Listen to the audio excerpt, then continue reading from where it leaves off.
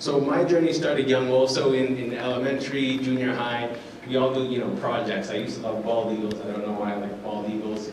But the next project I had to do that I remember was in grade 6. It was about the brain. And I don't know why I liked it. Maybe it looked like jelly and food, and I love food. And I knew it was in control of your body, your mind, and what you did, so I was fascinated by it. So I didn't really have direction. I didn't know kind of what I wanted to do. Medicine was the last thing on my mind. So I just kept getting through school, and like Dr. Roll, I just kind of did enough to pass, just did what I had to do to get to the next grade. And then came my first epiphany, my first realization. So when we hit high school, things can get a bit tougher. I did the IB program, called the International Baccalaureate Program, and that's a little bit tougher to get through than otherwise it would be for high school, and so it made me push myself to my limits. And then I realized if I pushed myself and I put in the work and I studied, I actually passed and I actually did pretty well. So it told me that, okay, maybe I can actually go on to university. Maybe I can do things that I want to do. Maybe I can do anything if I wanted to. I don't know, but at least I had enough passion and enough drive at that point, realizing that I could succeed if I put in the work. Finding your own values can do a lot to help support you through the journey as well. Okay, got into university, that's the first step. The first 2 years, though, similarly, was very tough. There's a lot of distractions. So I played soccer, so I did a lot of training with the McGill soccer team, started partying. Girls suddenly started looking good, and so I started dating and things like this. So a lot of things that would distract you from the reason why you're there to learn.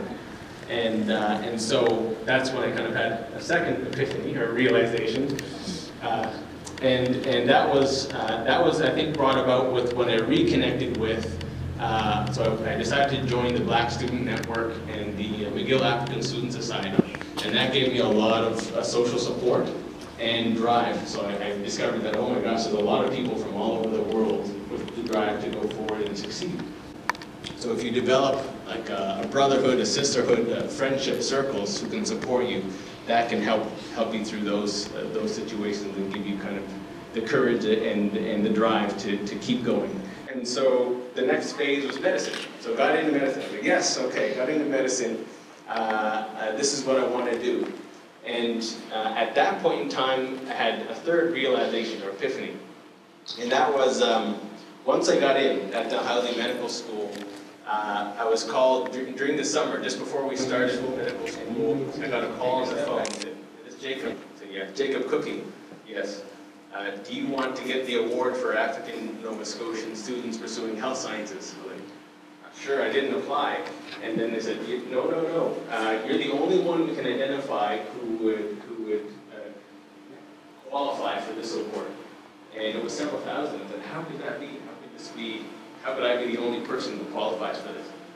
And so it was great. But on the other hand, for me, I had this tremendous pain and anger coming from Nova Scotia, knowing that there's a rich history and a rich community.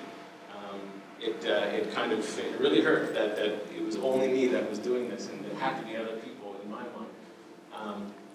And so when I came here, I connected with Dr. Barb Hamilton-Hitch, who actually we should put our hands together, the first Black person to get a PhD.